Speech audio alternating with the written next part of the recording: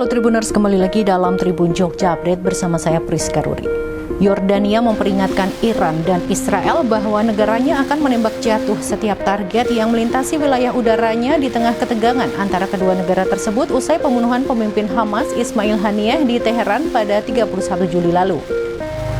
Dalam wawancara dengan Al Arabiya pada Sabtu 10 Agustus, Menteri Luar Negeri Yordania, Ayman Safadi menegaskan negaranya tidak akan menjadi medan pertempuran bagi pihak manapun.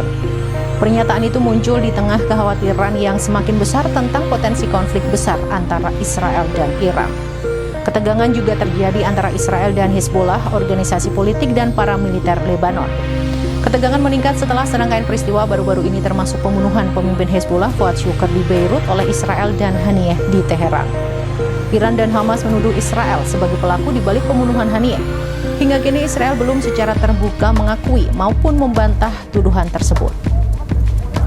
Namun menurut laporan dari The Washington Post pada Rabu 7 Agustus, Israel telah mengaku membunuh Haniyeh kepada Amerika Serikat. Laporan itu mengutip 3 sumber yang dekat dengan Gedung Putih tanpa menyebutkan nama.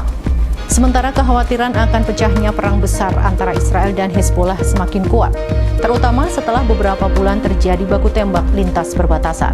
Sementara serangan Israel di jalur Gaza sejak Oktober tahun lalu telah mengakibatkan hampir 40.000 orang tewas. Pada April lalu, Yordania yang terletak di antara Iran dan Israel mengklaim telah mencegat benda terbang yang memasuki wilayah udaranya saat Iran melancarkan serangan balasan pertama langsung dengan drone dan rudal ke Israel.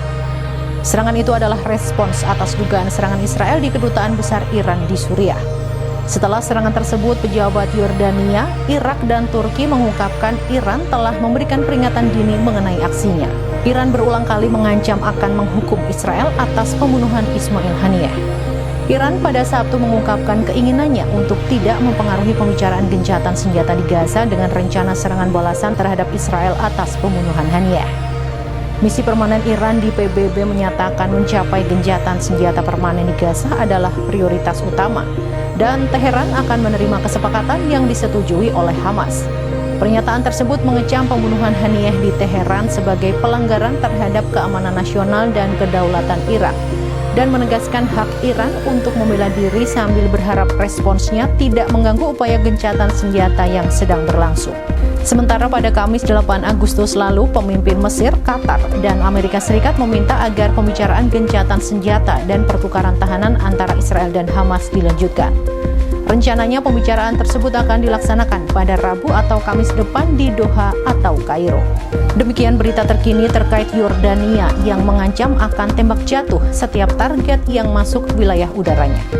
Ikuti terus berita-berita terkini hanya di Tribun Jogja Update. Saya Priska Ruri dan segenap kru yang bertugas pamit undur diri. Terima kasih dan sampai jumpa.